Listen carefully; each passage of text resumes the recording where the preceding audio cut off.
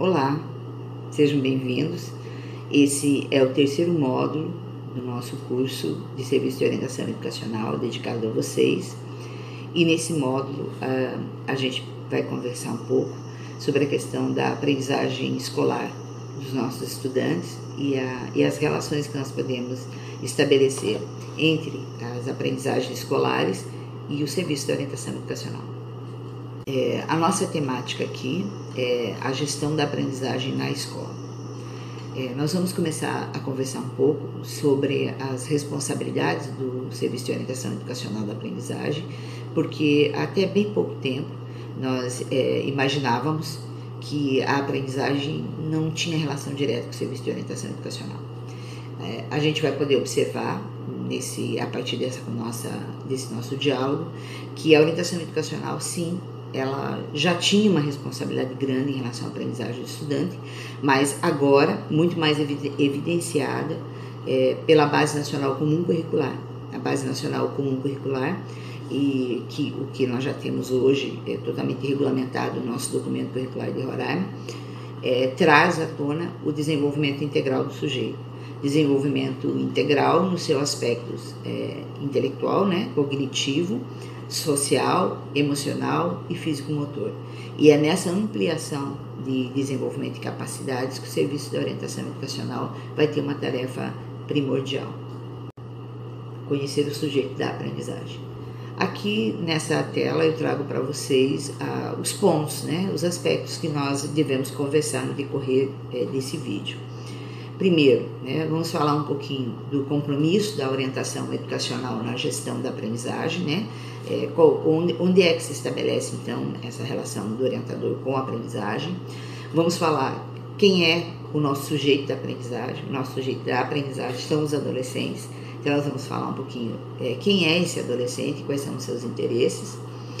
Vamos falar do desenvolvimento cognitivo dos adolescentes, porque se a gente fala em aprendizagem, tem que falar em desenvolvimento cognitivo, então vamos falar um pouquinho sobre o desenvolvimento cognitivo dos adolescentes, como o cérebro aprende, vamos enfocar, então, vamos trazer à tona com muita clareza o que nós precisamos saber sobre o desenvolvimento cognitivo para efetivar a aprendizagem dos estudantes e como nós, orientadores educacionais, eu sou orientadora educacional, como nós, orientadores educacionais, como a escola como um todo, o professor e toda a sua equipe, pode potencializar as aprendizagens dos estudantes dentro da escola.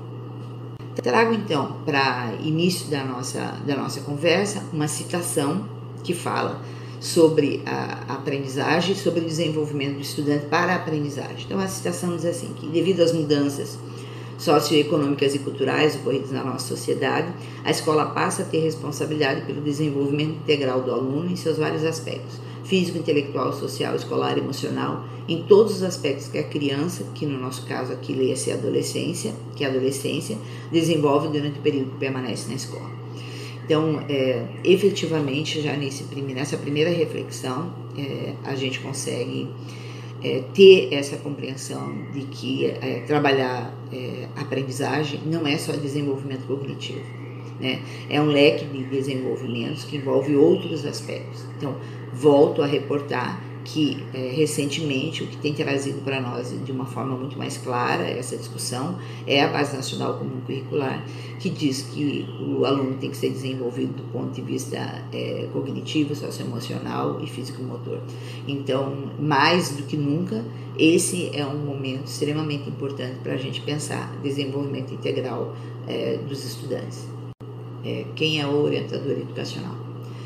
É importante que a gente retome, então, alguns aspectos de quem é, qual é o perfil desse professor que atua como orientador educacional nas nossas escolas, até para a gente poder, então, fazer essa relação com a aprendizagem. Então, quem é o orientador? Que perfil que tem que ter esse sujeito, Nós trazemos assim, primeiro que ele é um sujeito que media, O sujeito que media qualquer discussão, seja na escola ou fora dela, é uma pessoa que tem que ter um equilíbrio emocional, uma pessoa que tem que saber dialogar e uma pessoa que tem que ser capaz de tomar decisões em cima dos diferentes pontos de vista, das diferentes opiniões.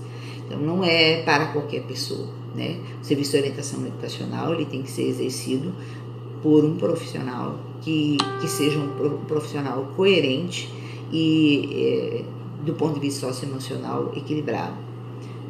Ele faz um elo, é um sujeito que faz o elo de relação, então é um sujeito que dentro desses pontos de vista que ele analisa, ele tem que fazer essa relação, qual é a relação de interesses entre aquilo que a escola pensa, aquilo que a família pensa, aquilo que o estudante pensa, ele é que tem que fazer a relação entre essas três coisas para poder fazer um encaminhamento correto. Ele tem que saber administrar pontos de vista diferentes, né? E quando a gente fala que pontos de vista diferentes, não significa que eu tenho que aceitar todos os pontos de vista, mas significa que eu tenho que respeitar todos os pontos de vista, inclusive o ponto de vista do estudante, né? Do aluno. Tem que ser um profissional que seja crítico, que saiba conscientizar as pessoas, mas acima de tudo um profissional que seja ético. A orientação educacional, ela trata de questões muito pessoais, muito íntimas do estudante, ora em algumas vezes da família também. Então, tem que ser um profissional também que tenha a competência de resolver as questões, encaminhar as questões sem expor as pessoas, sem expor o estudante, sem expor a família em alguma situação que possa ser constrangedora. Então, efetivamente eu poderia dizer que o profissional que atua na orientação educacional, ele tem que ser uma pessoa coerente e equilibrada. Ele faz. O que faz, né? Quais são as tarefas? Algumas tarefas que a gente vai colocar aqui são tarefas que vocês já sabem, que vocês conhecem bem. Então eu vou tentar deter na tarefa especificamente que se relaciona à aprendizagem.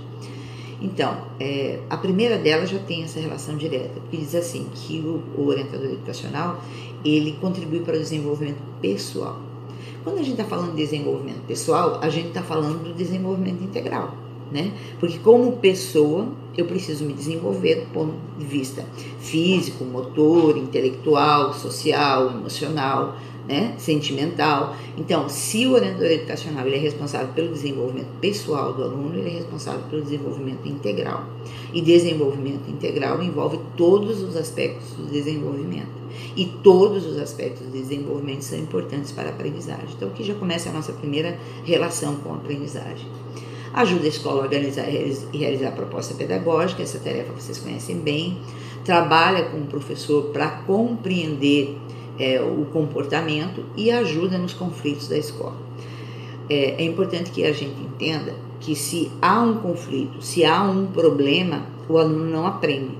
Então, se não for trabalhado esse conflito, esse problema, a aprendizagem não será efetivada. Mais uma vez, aqui existe uma relação direta. O professor ele pode ser responsável pelo trabalho pedagógico da sala de aula, mas para que o aluno, dentro desse processo pedagógico, ele aprenda, ele tem que estar em perfeito equilíbrio para ter um comportamento adequado. E isso tem a ver com o trabalho da orientação educacional também. Então, mais um ponto que a gente pode relacionar. Ouve, dialoga, dá orientações, isso é um trabalho que vocês conhecem bem, e atua nos problemas que contribuem para a dificuldade de aprendizagem. Então, um aluno que não aprende, ele tem alguma dificuldade. Ou a dificuldade ele é de se comportar, ou é de se concentrar, ou é a dificuldade efetivamente de compreensão, ou é uma dificuldade, alguma dificuldade ele tem.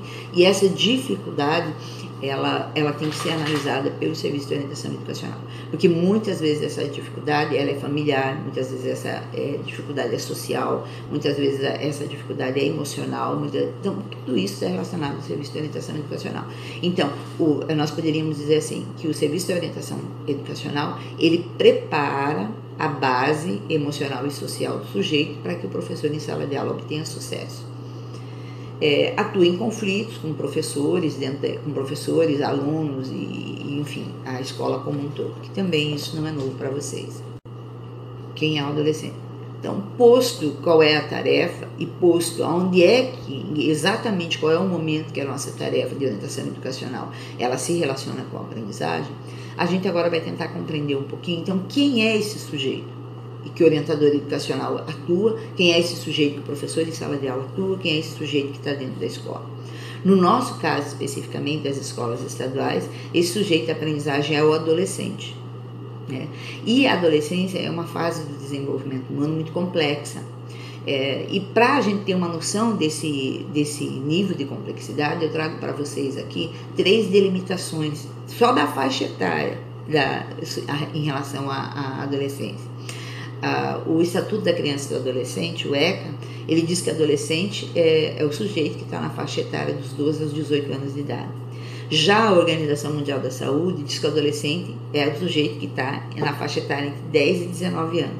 E já a Organização das Nações Unidas, a ONU, ela diz que o adolescente está na faixa etária dos 15 aos 24 anos. Então, observem como existe uma controvérsia, inclusive na delimitação da faixa etária. Para nós que gostamos da neurociência, a gente que estuda um pouquinho, pesquisa um pouco sobre neurociência, chega um pouco mais perto daquilo que a gente hoje já sabe cientificamente sobre o desenvolvimento cognitivo do adolescente, o conceito da ONU, da Organização das Nações Unidas, que leva a adolescência até os 24 anos de idade. A gente vai falar um pouquinho disso e vocês vão compreender um pouquinho melhor.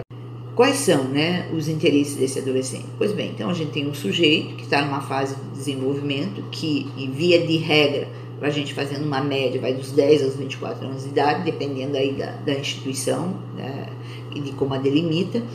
Mas temos um sujeito que é adolescente, que tem seus interesses. O que pensa o adolescente? O que gosta os adolescentes? Bom, os adolescentes gostam de novidade, eles gostam de coisa nova, eles não suportam rotina. A adolescência é uma fase que gosta de coisas dinâmicas, de coisas rápidas, de coisas intensas, Ele é um sujeito muito criativo. Ele gosta muito de criar coisas novas. Por quê? Porque ele gosta de romper paradigmas, porque ele gosta de trazer novidade, ele gosta de espantar todo mundo, que todo mundo acha uma coisa maravilhosa, que todo mundo se impacta. O adolescente adora causar impacto. Gosta de novas tecnologias, nós sabemos disso. Gostam de ter liberdade e autonomia. E aí a gente tem que discutir um pouquinho o que é a liberdade do adolescente e como é que a gente deve, aos poucos, ir dando a eles essa possibilidade de serem autônomos, porque ele gosta muito disso. E gosta dos amigos, gosta de estar em grupos. Bom, essas são algumas das coisas que os adolescentes gostam muito. Pois bem, se eu sei que o adolescente gosta desses aspectos, é inteligente de minha parte, ou é inteligente da parte do professor, se todas as vezes que ele vai propor uma atividade educativa, uma atividade que ele queira obter alguma aprendizagem do estudante, que ele se propõe a partir desses interesses. Não pode ser antagônico aquilo que o professor propõe daquilo que é interesse do estudante. Muitas vezes o professor, ele reclama da falta de comportamento, ele reclama da falta de participação do estudante, mas ele está propondo para o estudante aquilo que é antagônico aos seus interesses. Então, todas as vezes que o professor propõe uma coisa que seja o oposto do interesse do estudante, ele não vai obter interesse. Ele só vai obter o interesse e a participação do estudante se ele propor coisas que estão efetivamente ligadas com os interesses do estudante. Veja, é uma coisa muito simples, mas é uma coisa que faz uma diferença imensa nas atividades que o professor propõe na sala de aula. É só observar o planejamento do professor. Muitas vezes o professor propõe exatamente o oposto daquilo que é o interesse dos estudantes. É impossível obter a atenção, o respeito e a participação do estudante dessa forma. Então, esse é o primeiro aspecto que a gente tem que considerar. Como o adolescente aprende. Bom, se a gente quer relacionar o serviço de orientação educacional de uma maneira que ela possa contribuir efetivamente com o aprendizado dos estudantes, a gente precisa entender o que é aprendizagem.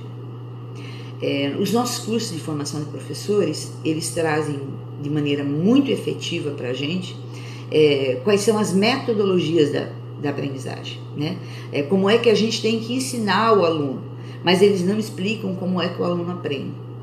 A gente vai entender um pouquinho mais como se dá a aprendizagem quando a gente sai dos nossos cursos de formação, porque eles têm muita preocupação com a ensinagem e muita pouca preocupação com a aprendizagem. Então a gente vai rever aqui um pouquinho esses aspectos que envolvem a aprendizagem, como é que o sujeito aprende. E o primeiro deles, a primeira coisa que a gente tem que ter compreensão é acerca do sistema nervoso central como o elemento central para a aprendizagem. É através do sistema nervoso central que leva todas as informações para o encéfalo. O que é um encéfalo? O encéfalo é esse conjunto de estruturas que nós estamos vendo aí.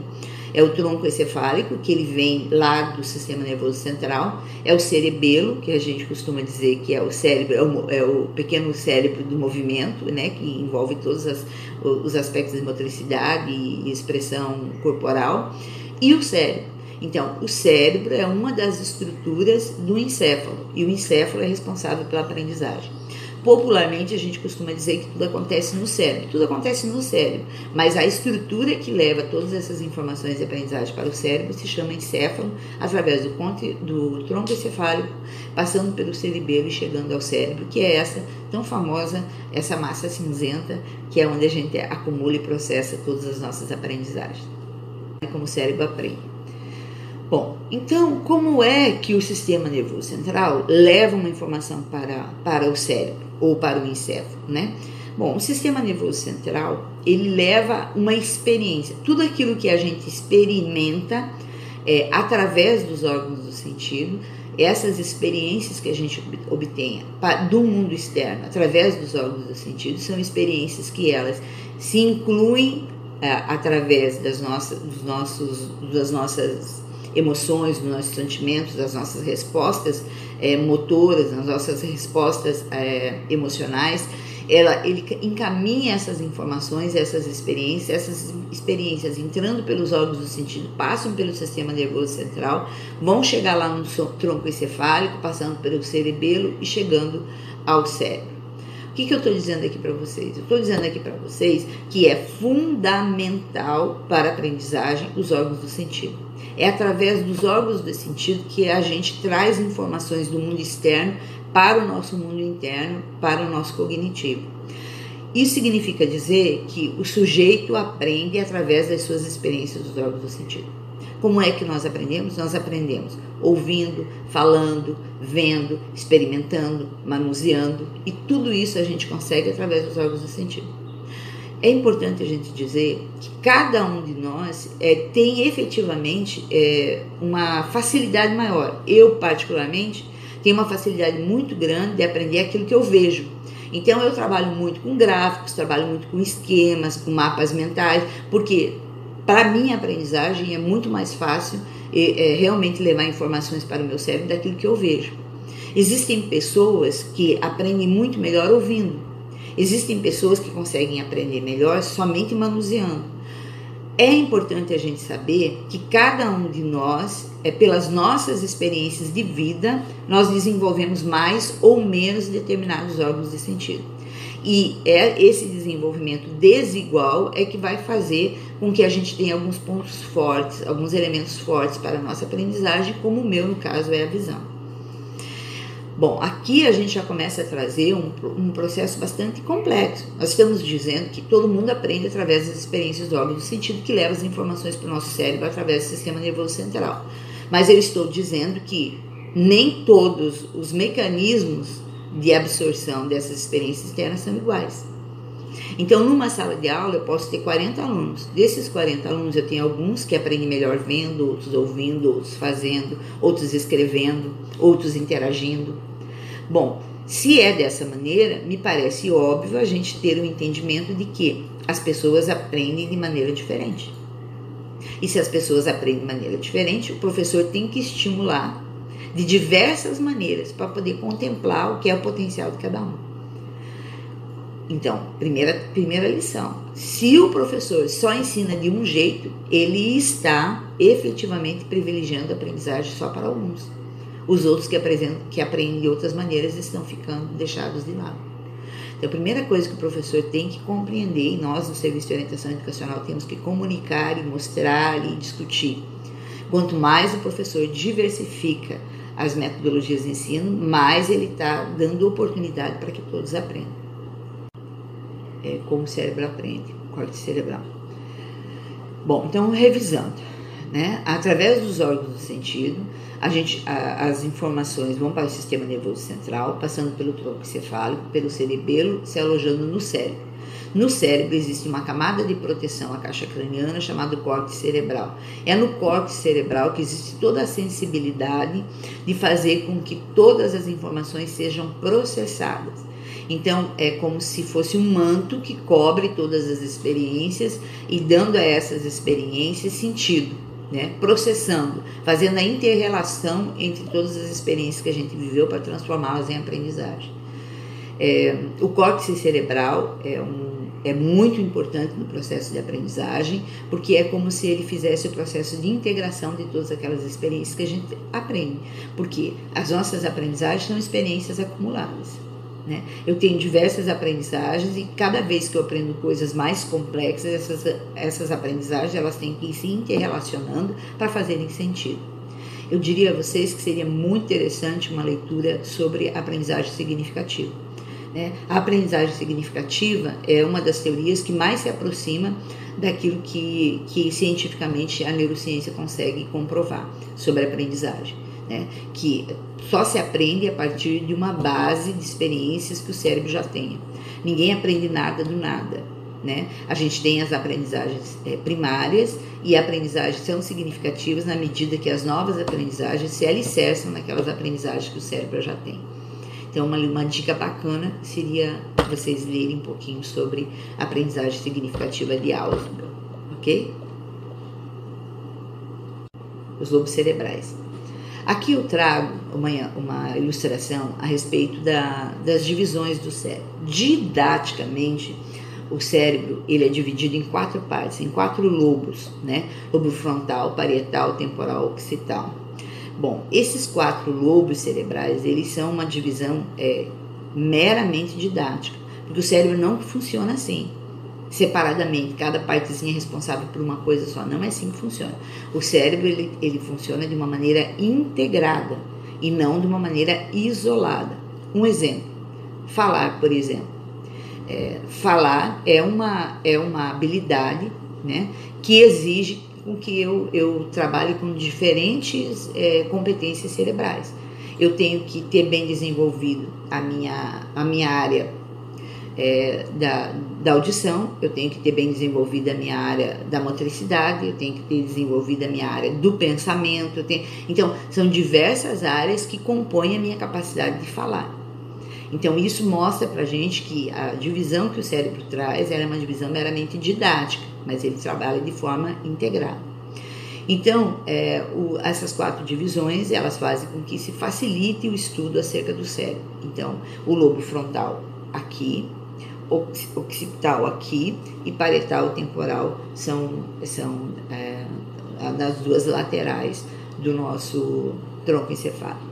Então, essas são as 4 divisões didáticas do cérebro, as funções cerebrais.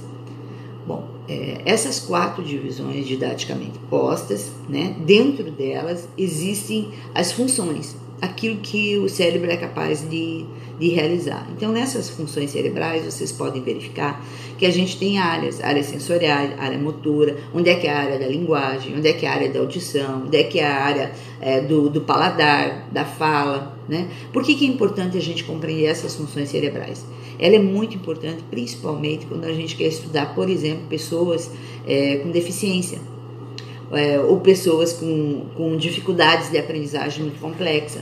Aí, fazendo essa análise, compreendendo direitinho como é que são essas áreas, a gente sabe onde está o problema, qual é o estímulo, qual é as experiências que não foram postas para determinada área que deve ser ativada ou deve ser estimulada para ajudar a pessoa que tem dificuldade de aprendizagem ou alguma deficiência.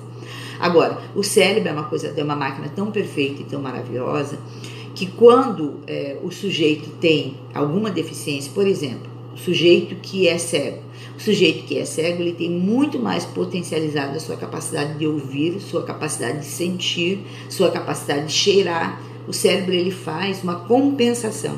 Você tem alguma área do cérebro que não funciona bem, as outras áreas elas são potencializadas, elas são supervalorizadas e o sujeito consegue então aprender de maneira potencial em outras coisas, suprindo aquela área que não funciona, né? O cérebro é uma máquina realmente muito perfeita. Então, o que eu mostro para vocês aqui nas funções cerebrais é esse conceito de que, embora tenha especificidades, o cérebro trabalha de maneira integrada, ok? Lobo frontal.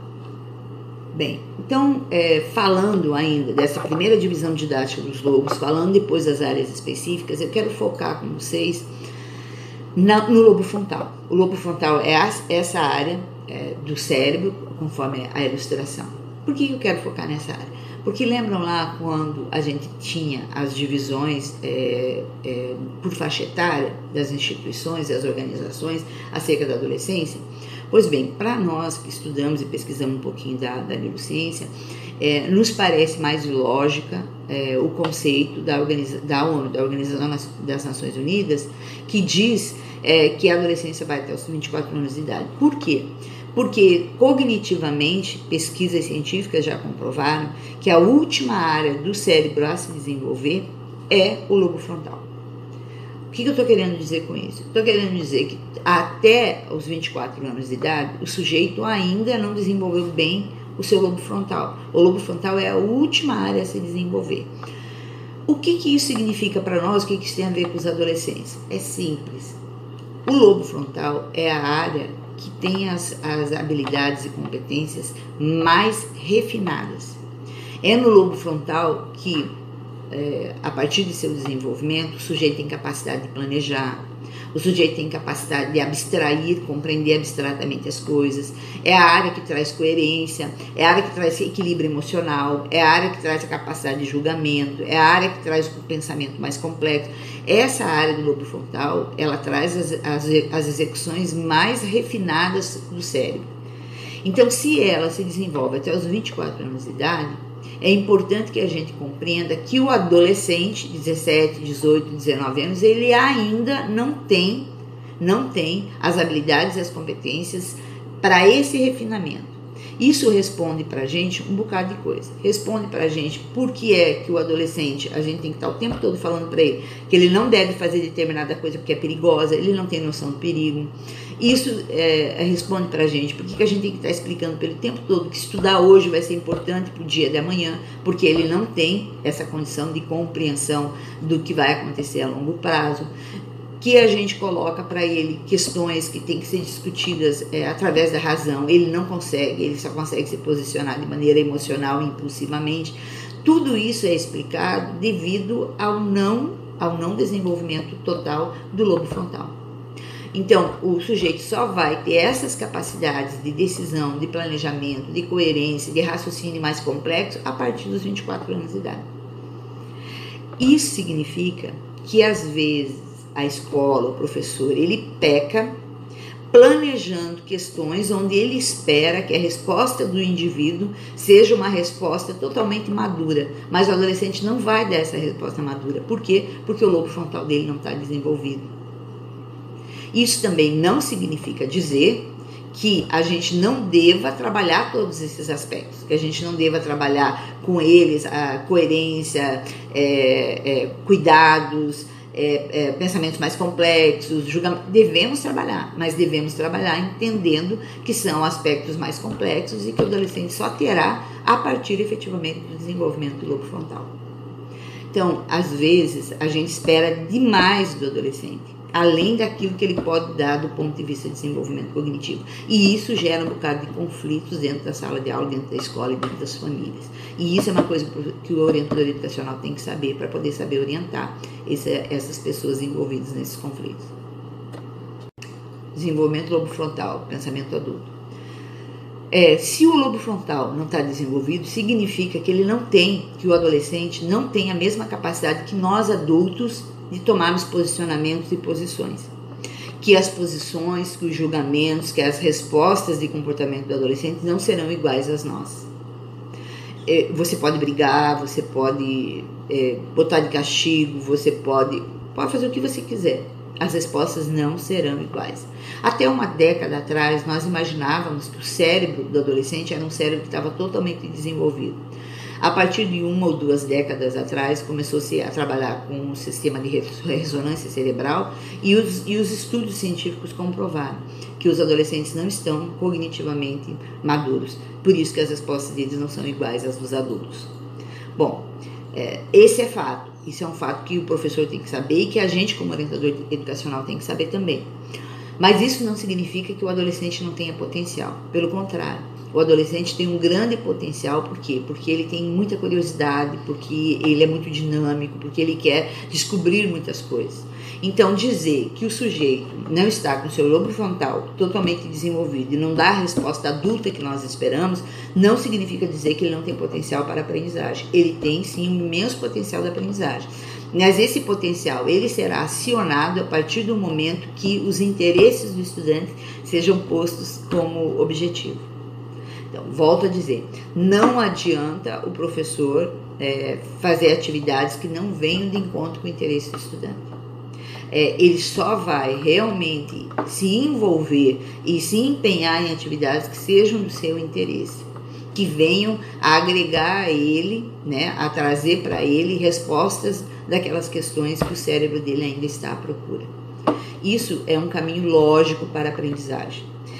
Embora o orientador educacional ele não seja responsável pela formação diretamente de professores dentro da escola, mas ele pode sim estimular, conversar com o coordenador pedagógico e propor estudos nesse sentido. Quando os professores compreenderem como que é essa lógica do desenvolvimento cognitivo do adolescente, ele vai passar a planejar as suas aulas em cima dessa lógica e vai começar a obter resultados muito melhores, e vocês, como orientadores educacionais, não vão ter que estar o tempo todo amenizando os sérios conflitos que podem acontecer a partir das questões que não são do interesse do adolescente. O que devemos saber sobre a aprendizagem dos estudantes? Então, aqui nesse slide a gente traz o nosso ponto central, que é o adolescente, compreender o adolescente, e trazemos alguns aspectos que a gente precisa saber e a gente precisa comunicar para professores e famílias a respeito do desenvolvimento cognitivo dos adolescentes. Primeiro deles, né, o cérebro é igual ao corpo. Quanto mais atividade física você faz, mais você fortalece, mais você deixa o seu corpo em plena condição. Quanto mais você faz atividade física, mais o seu corpo fica preparado, melhor ele fica, mais produtivo ele fica. Mesma coisa acontece com o cérebro.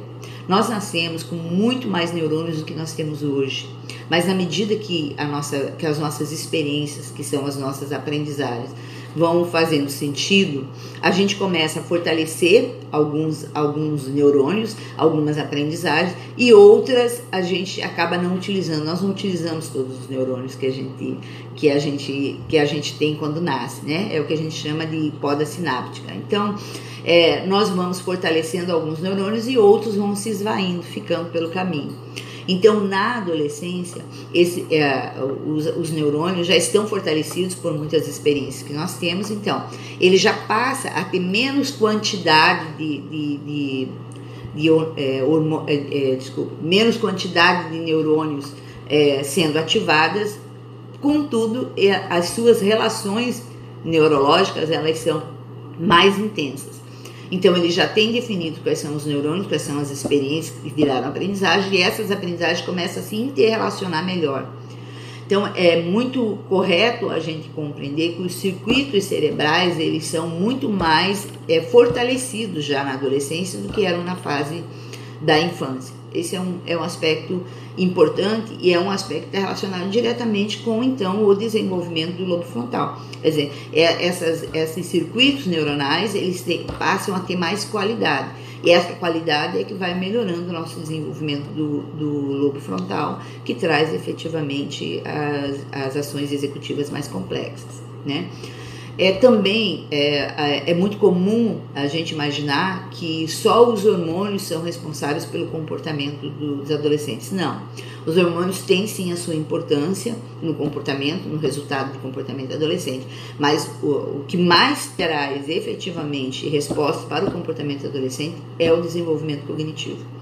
Então, nós sabemos hoje que na adolescência o cérebro ainda não está desenvolvido e é ele que dá a resposta a tantas questões de comportamento que a gente não compreende do adolescente. O adolescente, ele é muito criativo. Por quê? Porque ele já tem uma série de informações cognitivas e essas informações, elas são potencializadas para se interrelacionarem. E quanto mais diferentes são essas experiências, mais elas são intensas e mais elas facilitam a aprendizagem. Então, criatividade é uma coisa importante para trabalhar com o adolescente. Adolescente também é um sujeito que está em fase de formação. Ele ainda está descobrindo a sua identidade, que vem junto com esse tempo de hormônios e esse tempo de sexualidade. Então, ele busca os seus pares. E isso não é difícil de compreender. Nós, como adultos, também buscamos os nossos pares. A gente busca pessoas que pensem mais ou menos como a gente, façam as coisas que a gente faz para ser os nossos amigos. O adolescente faz isso também, só que de uma maneira muito mais intensa por causa da maturidade. Então, protagonismo juvenil funciona muito bem. Jovem falando para jovem, jovem dialogando para jovem. Isso é um aspecto que deve ser considerado e aproveitado, então, para a aprendizagem, o protagonismo juvenil. Muito bem, então, como potencializar as aprendizagens? Muito bem, então, diante do que a gente conversou até aqui, eu acho que é possível a gente já começar a organizar um pouco essas ideias. Então, nós colocamos aqui, quando a gente pensa em potencializar a aprendizagem, a gente coloca o adolescente no centro do processo e a gente traz algumas possibilidades de potencializar a atividade de forma que o adolescente efetivamente aprenda. Primeiro, reforço positivo, né? O adolescente ele tem muita necessidade de autoafirmação, já falamos sobre isso. Se ele tem necessidade de autoafirmação, ele precisa que alguém diga a ele que ele está fazendo a coisa certa. Então, muitas vezes a gente só sabe falar o que o adolescente faz de errado e a gente não fala o que ele faz de certo. Então, o reforço positivo funciona muito. Às vezes, o reforço positivo funciona muito mais do que o reforço negativo. O reforço negativo só vai cada vez mais convencendo o adolescente de que ele não é bom, de que ele não sabe, de que ele não é capaz e que ele não faz nada certo, né? Quando a gente começa a fazer reforço positivo, a gente consegue fazer com que ele mesmo consiga visualizar o seu potencial. Então, dica para professor e para família, reforço positivo funciona muito com o adolescente. Desafio. Adolescente, como a emoção sobrepõe a razão, adolescente gosta muito de ser desafiado. Então, propor desafios na sala de aula para fazer as atividades, para realizar as questões pedagógicas, é uma boa dica também. Não adianta fazer planejamento de longo prazo com o adolescente. Lembra? Ele não tem esse raciocínio no lobo frontal ainda dessa execução, de pensar no futuro, de projetar. Ele não projeta, ele pensa de forma muito pontual. Então faz planejamento com o adolescente a curto e no máximo a médio prazo. Mas nunca um planejamento a longo prazo, porque o adolescente não vai dar uma resposta positiva sobre o planejamento de longo prazo. As coisas com ele têm que ser rápidas e dinâmicas, certo? Variedade metodológica. Se a gente viu lá que a gente aprende através dos órgãos do sentido e cada um de nós potencializa um determinado órgão, um determinado mecanismo desse para absorver as nossas experiências externas, significa dizer que numa turma de 40 alunos, eu vou ter alguns alunos que aprendem mais vendo, outros mais ouvindo, outros mais manuseando. Então, não dá para o professor fazer uma metodologia só para ensinar. O professor tem que variar a metodologia sobre o mesmo assunto, para possibilitar que mais alunos tenham a condição de aprender.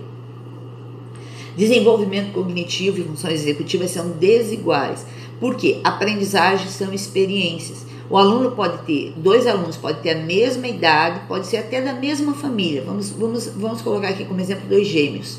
Eles são da mesma família, eles têm a mesma idade, mas efetivamente as experiências deles podem ser diferentes. Se as experiências deles são diferentes, ele tem aprendizagens diferentes. E se ele tem aprendizagens diferentes, eles não são iguais, eles aprendem de maneira diferente. Então, os sujeitos não são iguais, eles são diferentes. E ser diferente não significa ser incapaz, significa que tem que ter diversidade. Diversidade de ensinar, diversidade de aprender. Isso é normal, faz parte do desenvolvimento. Sentimento sobrepõe a razão. Então, com o adolescente é muito positivo sensibilização. E é muito positivo conversar individualmente. Chama o adolescente individualmente, conversa com ele, sensibiliza, faz um apelo emocional com o adolescente. Funciona muito mais do que racionalmente você passar um sermão. E funciona muito mais quando ele está sozinho do que quando ele está no grupo. Porque como ele está fazendo a afirmação da sua identidade, se ele está no grupo, quanto mais você chama a atenção dele, mais ele acha que ele é importante e mais os colegas acham que ele é legal. E isso traz mais popularidade para ele. Então não funciona, faz exatamente o processo oposto. O que funciona com o adolescente é chama individualmente, faz um apelo emocional, dialoga, faz refletir e conscientiza. É melhor. Não adianta expor o adolescente diante de outros adolescentes. Valorizar aquilo que o adolescente já sabe. Todos nós já temos uma história de aprendizagem. E para que as aprendizagens sejam refinadas, elas precisam partir de experiências que nós já temos. Então, ninguém é uma página em branco. Todo mundo já traz aprendizagem. E essas aprendizagens que o sujeito já tem é que vão alicerçar as novas aprendizagens. habilidades mais complexas. Não, é muito importante também considerar que muitas vezes o planejamento que tem lá para as crianças pequenas é o mesmo que tem para o aluno. A pergunta, a resposta, a interpretação de ter. Gente, na adolescência, o aluno já tem condições de fazer coisas mais complexas. As coisas mais complexas que são os desafios. Então, o professor, a escola, tem que trazer desafios mais complexos e mais refinados para o adolescente. E não a mesmice da infância, da descoberta. A infância é uma fase totalmente diferente da adolescência. A infância é a fase da descoberta. A adolescência é a fase da organização das aprendizagens. Ele já tem muitas aprendizagens. O que ele tem que fazer agora? Organizá-las e torná-las mais efetivas. Então, são coisas diferentes. Então, tratar de forma bem positiva as ambiguidades, aquilo que é diferente, que é ambíguo, que não é igual, organizar informações e fazer planejamentos, mas de uma forma muito mais crítica do que se propõe lá no ensino inicial.